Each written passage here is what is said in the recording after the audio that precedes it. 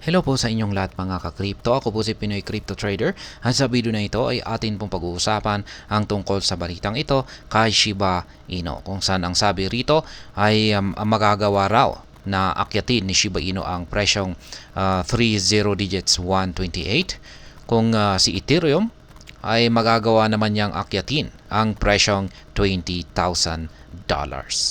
Kaya ayan, bago po tayo magpatuloy ay nais ko lamang po munang bigyang linaw ang aking disclaimer kung saan ang nilalaman po ng video na ito ay hindi po ito isang financial advice. For education and information purposes lamang po ang layunin nito. Maliban po dito ay nais ko na rin pong magbigay babala na wala pong kahit anumang group chat ang Pinoy Crypto Trader. Ayan. Shiba Inu may establish a new historical high with a proportional value rise if Ethereum attains $20,000. Ayan. Kamakailan lamang po kasi ay ayan, may kumakalat po na mga espekulasyon sa kung ano ang magiging future price or kung ano ang magiging presyo sa hinaharap nitong si Shiba Inu. At may mga analyst ang naniniwala na itong si Ethereum, ayan, kapag itong si Ethereum ay umangat po sa presyong $20,000, ay aangat na rin itong si Shiba Inu sa presyong 30 digits 128. Ayan, yung nandito. 30 digits 128. Sa mga hindi po nakakaalam ay itong si Shiba Inu ay isa po kasi siyang meme coin kung saan ay nakabase po siya sa trend or inside joke. Yan, ang mga meme coins ay napaka-volatile po ng mga ito. Ibig pong sabihin ay yung kanilang presyo ay maaari pong mag-fluctuate ng malalaki. Kaya yan ang ibig pong sabihin ng napaka-volatile na presyo. Ngayon, ang isang bagay po na dapat po nating i-consider dito kay Shiba Inu ay mayroon po siyang correlation dito sa presyo ni Ethereum. Ayan, pero mas correlated po siya kay Bitcoin. Pero ayan, may correlation na rin po siya kay Ethereum kung saan ay nasa mga 69% po yung kanilang correlation. Ayan, pag sinabi po natin correlation ay meron po silang pagkakapareho sa kanilang price action o yung kanilang paggalaw sa presyo. Kaya kung si Ethereum ay umangat, asahan din natin na ang presyo ni Shiba Inu ay aangat din. Kaya ayan, kung bumagsak naman itong si Ethereum, ay syempre asahan natin na babagsak na rin itong si Shiba Inu.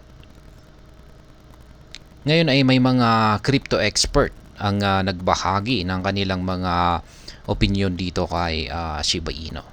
Yan, meron pong isang eksperto na nakapagsabi na siya ay naniniwala na si Shiba Inu ay meron po talagang potensyal or kakayahan na akyatin ang presyong 30 digits 128.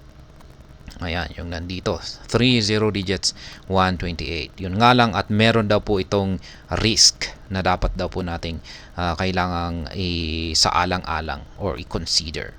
Ayan, at ang isang risk po ni Shiba Inu ay yan, isa po siyang meme coin. At gaya ng sinabi ko kanina ay kung ang mga meme coins ay madalas po silang nakakaranas ng matitinding volatility. Kaya yan, pwede po silang maapektuhan sa pump and dump na mga schemes. Yan, at meron pang isang eksperto ang nakapagsabi naman na siya po ay naniniwala or siya ay sang-ayon na itong si Shiba Inu ay may potensyal na akyatin ang presyong 30 digits 128. Pero kailangan daw po nating maging maingat, ayan, sa mga risk na kalakip nito.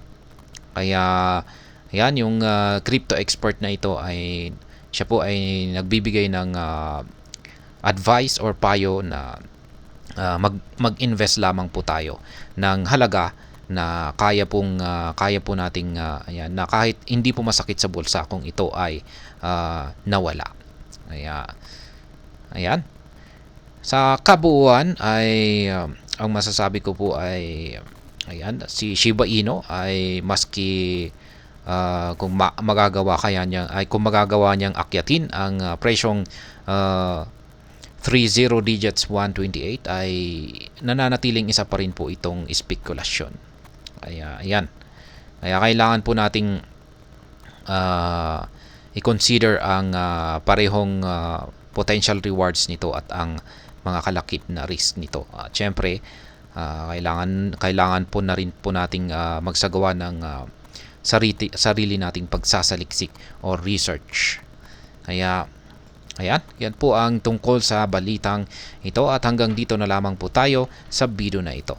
Sana po ay inyong nagustuhan ang aking paliwanag sa video na ito. Kung inyo po itong nagustuhan, ay pakiclick lamang po ang like button nito. Para naman po sa mga bago lamang dito, kayo po ay aking inaanyayahan para mag-subscribe. Pakiclick na rin po ang bell icon nito dahil ito po ang siya magsisilbing notification nito sa mga bago kong videos na akin pong ina-upload sa aking YouTube channel na ito. Marami pong salamat sa panonood, ingat po tayo lagi at God bless po sa ating lahat.